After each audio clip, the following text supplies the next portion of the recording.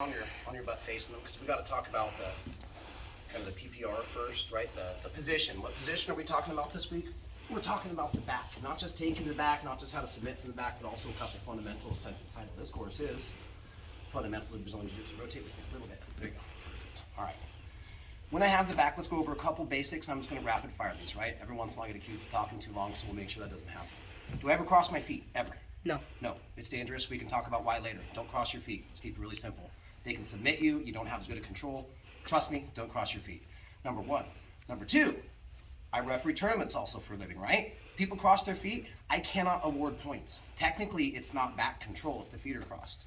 It's your preference. If you want to get your 4 points and then cross your feet and do something silly, don't cross your feet, okay? I cannot award points unless both hooks are in. 1, 2. Is this back control? Can I award points? Nope. Hook, hook. So there's our feet. Don't cross them. Keep your hooks in to get your points and control your opponent. Number 2, the seat belt. Why do we call it a seat belt? Just like a seat belt when I tucks himself in when he's driving those long haul trucks. Let's talk about something real quick. I never had this mentioned until I was like a purple belt in Brazilian Jiu-Jitsu. My top hand, the one that later is going to be approaching the collar to do all of these different types of chokes that I'm doing, that's the hand I protect. So when I hit my seat belt and lock my hands, there's a very specific way that I'm going to do it. I do not want my choke hand to be the one on top, because when Ivan reaches up to hand fight, he gets this, all my chokes are gone. Okay, so don't cross your feet, gotta be in. Number 2, my top side hand is the one that's gonna be protected. So the grip that I always prefer to have is once I hit my seatbelt, my bottom hand, just like your seatbelt goes into the buckle, same thing. Seatbelt, buckle, and I'm covering. Now when he hand fights, he's gotta fight the top hand. I can already start to pick up all my grips and finish my opponents. Okay, so 2 hooks, no cross feet.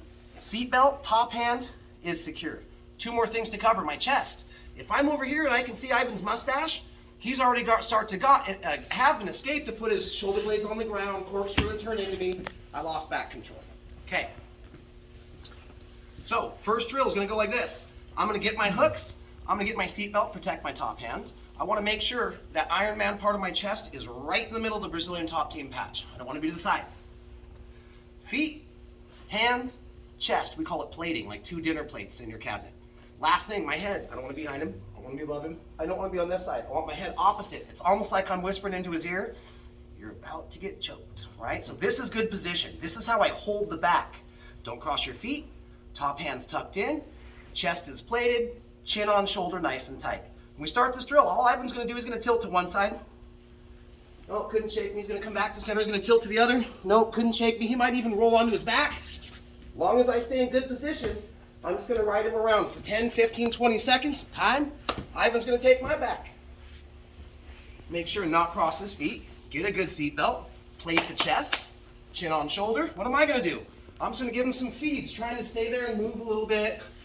Sit up. Maybe bridge back. Nice and light. Try and shake him. Just give him some practice holding onto my back. Okay? 3 minutes back and forth. About 15 seconds apiece. Ready? 1, 2, 3.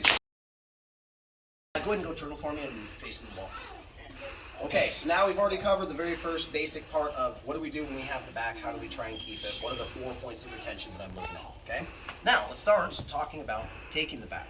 We ran a drill during warm-ups today. One we did a snap down and then spun to the back. The other one, they did a shot.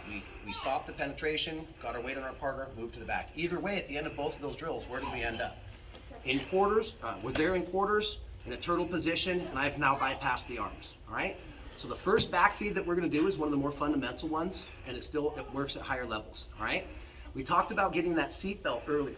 Boom, now my upper body is connected. I'm not just getting the seat belt hanging out here. I'm doing it so we can staple our chest together, good amount of tension, all right? I'm gonna move to my 45-degree angle. What I need to do is step and try to pull Ivan's upper body up. Then I'm gonna set my onside hook. Okay? Now, this hook isn't just here. I'm using my hamstring to really engage it and bite down. I'm squeezing, faced by the back of the neck, no daylight between, and all I'm going to do is start to go forward and put my hip to the mat and fall onto my hook side leg. Now my leg with no gravity on it, nothing to check it, is going to set the second hook, and I got to do that mental check. What is my 4 checkpoints? Legs not crossed, seatbelt protected, chest to back, mouth in ear, nice and tight, okay? Ivan's gonna go back to turtle. I'm gonna do this 3 or 4 times. He's gonna do it 3 or 4 times. Starting here, hit my seat belt, pull them up, set my onside hook, take them forward to the side, good connection, set my top side leg, okay? Nice and simple, back and forth. I go 3 or 4 times, my partner goes 3 or 4 times, taking them back from turtle position with the onside hook. Ready? 1, 2, 3. Okay, real quick tidbit before we get into the technique. The seatbelt I'm looking, if I'm over here, is gonna be here, okay? This is our standard seatbelt. There is something called a reverse seatbelt, which is I just seatbelt from the opposite direction. Generally, unless I have a technique in mind, this isn't good because I can drop his elbow and move to my back, okay? So for right now, we're trying to hit the correct side seatbelt. If I'm on the left, my left arm is gonna be the one that's going over the top. Not if I'm on the left, my right arm's going across, okay? So if you find yourself here in an accidental reverse seatbelt, come to double underhooks and then come back, all right? Don't swim them out both over the head or he's just gonna backpedal and he's on my back. Okay, all right. So I've got my correct seatbelt in. Maybe I tried to pull him up and set this hook, but Ivan's no dummy. He's here, he knows if any daylight comes right here, I'm gonna set my hook. He's not giving me anything. I need to try a little bit different technique. So we're still gonna stay with some of the principles that we had. Good connection, good connection. I need to maintain up here. I'm gonna take the top of my tibia bone, okay? Not my knee, not low on my shin, the top of my tibia bone when I do this. I am going to move my hips almost as if I'm going to get behind Ivan. I'll just go ahead and rotate, head towards the wall. You know which technique you're doing, right? Okay. So I hit my seatbelt. I tried to pull him up and set the onside hook. He's not giving me any daylight. Now I kind of need to force a roll. So the best way to do it, rather than put my leg here and try and pull him, he's still got a good base with my knee on the ground.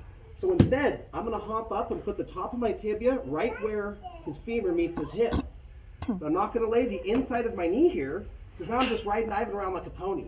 The whole point is to get him to dump to the side. So instead of doing this, I'm going to make my connection, and once I get my connection, I'm going to put my shin into his hip and try to pull him over his base, over the fulcrum point. All that talk looks like this.